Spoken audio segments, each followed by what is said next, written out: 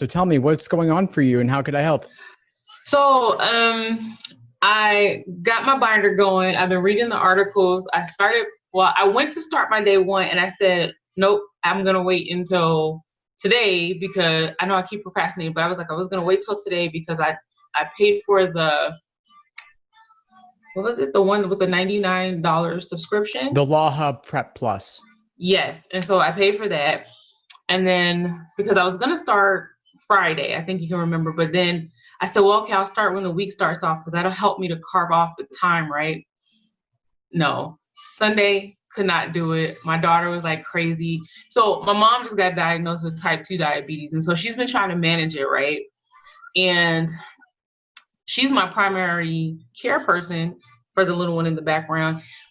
And if I'm working or whatever, so when she has a bad day or she's not feeling good, it's like a last minute change for me. And that's probably what's killing me the worst. So it's nothing you can do, but I do plan on catching up. I do plan on jumping into it. Like I said, I bought the Plus. I'm going to be participating in the study group. I just have to start studying. And I find that the best way, I think, is going to be for me to do early in the morning before she wakes up. And everybody that knows me knows I love my sleep. So that's going to be a hard sacrifice, but I'm going to do it. I don't know. I'm just trying to, I think because everything, the information is like water hose right now. Everything is new, right? Because I haven't started the first section at all. And so I like the emails with the motivating me because like, okay, stay focused, get started, start doing it. And so I think once I start doing it, anything that's important to you, you make the time for it. And that's the only reason why I wanted to start now, because I know that time-wise, it's not going to get any easier for me. Like, so I have to make the time for it. And I think that's the biggest struggle for me. So the plan, I like it being rigid. I like everything the way it is.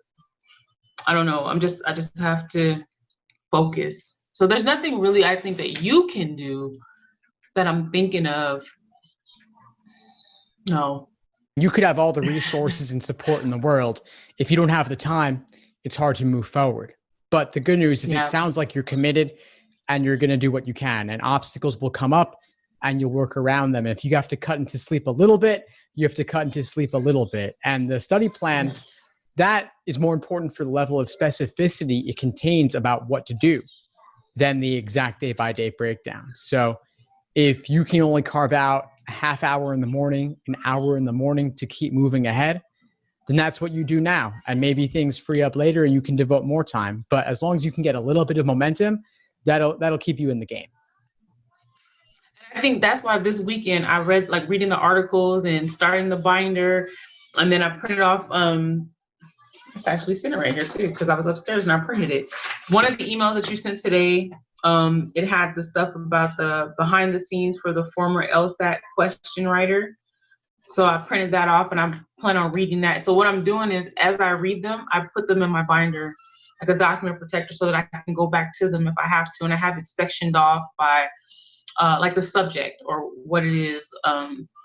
And so, yeah, I just have to actually start doing the very first day's work and then I'm going to be good.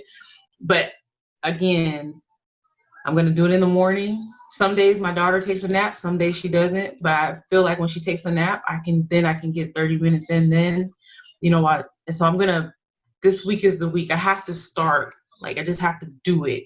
And I'm committed to it. So I'm going to do it. And as soon as something comes up where I feel like I need your help or something's not jiving, then I'm going to let you know. But right now, everything is perfect. It's just a lot of information. And I'm just trying to drink from the water hose. For sure. But what I love is that you're staying organized. Like, you're compiling, you're getting things together whenever you can, so that if suddenly tomorrow your daughter takes her nap, then you've got your binder ready to go. You can dive in and grab every second you can until she wakes up, and then you have to close the books and get back to her. And see, the other thing is that I have her in daycare for 2 days out of the week. So I think I'm going to increase it to 3. So that'll give me that extra day just to be able to focus on studying, because I have to work and then I have to study. So it's like, I'm thinking about increasing it that one more day starting next week because I have to give them a week's notice or whatever. But I'm gonna increase her daycare too. So I'm looking for little ways to carve out that time because it is important to me, and so I have to make the time for it. And yeah, it's gonna be today. I have no choice. I'm gonna do it, even if I have to stay up late. Which that's harder for me. It's easier for me to wake up early than it is for me to stay up late. But if I have to stay up later tonight, then I'll do that. But yeah. I love it. I love it. Of course. No, you're carving it out. You're making it happen. Yeah. It's just hard. I think the what I've gotten the most so far out of the articles and the reading, the frequently asked questions are perfect because those are all the questions that I would have had.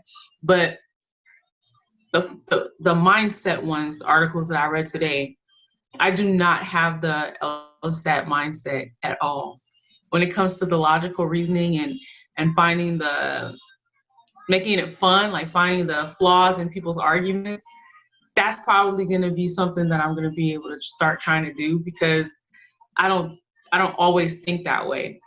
You know, sometimes when we're listening, we're automatically thinking about defending our position instead of looking for what's wrong, like the flaw in their argument. You just more, okay, what can I defend what they're saying? So I look more to how can I defend what I'm thinking instead of, okay, let me point out where you're wrong or where the flaw is, where the disconnect is. And so knowing that I don't have that mindset, now I'm more aware of it. And so now I can focus more on that.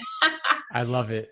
Yeah. Find the fun in it. And yeah, you can really change your mindset and change how you look critically and skeptically at arguments, both not just defending yourself and not just poking holes in other people's arguments. I think the next level is when you can poke holes in your own previous reasoning. Wow. That's like, to me, that's like when you really got it, because especially in arguments, if you're talking about current events and politics, you know, there's this whole selection bias where you only look at things that confirm what you already think. But if you can poke the holes in your own reasoning, because obviously, you know, you have your viewpoint, you have your side, and that's fine. I'm not saying to change your opinion. What I am saying is to acknowledge that things are not truly black and white. There's always alternate considerations and possibilities. And that's what they're looking for on the writing sample too. On the writing sample, they want you to choose a side where two things are equally weighted. And there's truly no right decision there. But and each option A and option B both have their pros and cons. But if you choose option A and you argue in favor of it, you still got to point out what option A's drawbacks are to recognize that there is nuance and there are shades of gray. So to me, that's like where you really get into it on logical reasoning. Okay. Nice.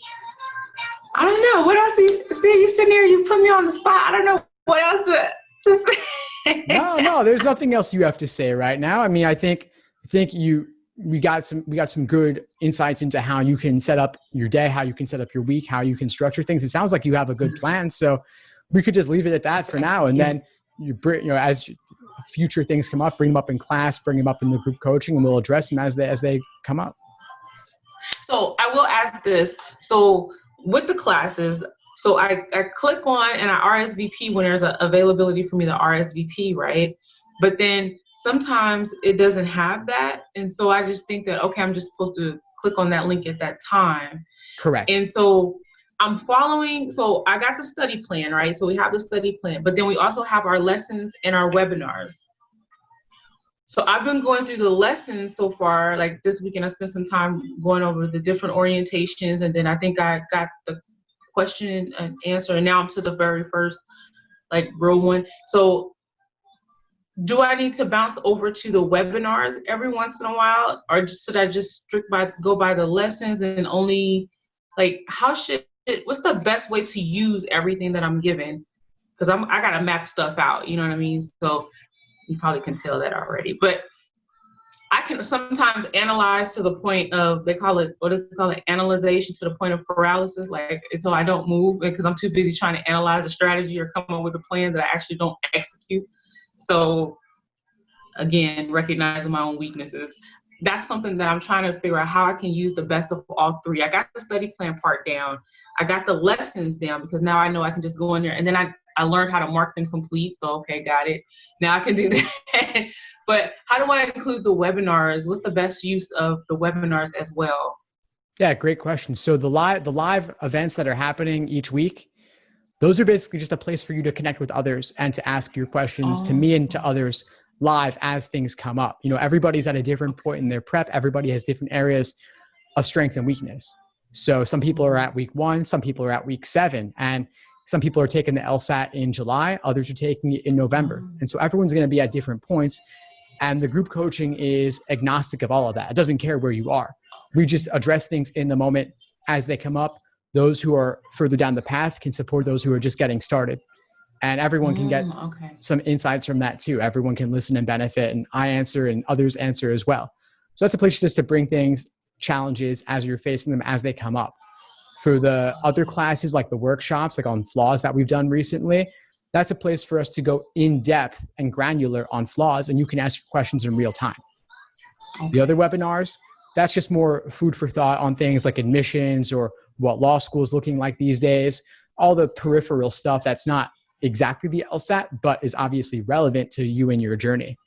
And then same deal goes for the recordings. Like, listen, if you want to change it up and listen to something different, like you can listen to my webinars on recordings about study plans or staying structured, staying organized, because that's not LSAT content like games or reasoning, but it's still very relevant to helping you move forward. And so you might see some tactical things, maybe not about binders specifically, but about the overall theory and the framework of setting yourself up for success. And those are also nice because you can listen to those on the go. Like, let's say, if you're driving somewhere, you can listen in the car, but you wouldn't be able to work through an LSAT problem in the car, but it's a way to still get some information. That's true. Okay, that's good. Because that's one of the things I realized in the study group too, when we were reading when we were going over how we answer our questions, like, because some of us asked, okay, do you go to the shorter questions first or do you go? And I was like, yeah, I tend to do that. Even with the shorter answers, I'll read them first because I'm so used to now listening to everything versus reading it that I kind of get lazy with the reading. So they were like, oh no, you got to read more. You got to keep reading because, you can't jump around. Sometimes, it doesn't help for you to jump around. So I thought that was pretty cool help, from the group, something to help me to. So when you say listening to the different content, that works for me because I like to listen now. I learn lazier now. So no, it works for you.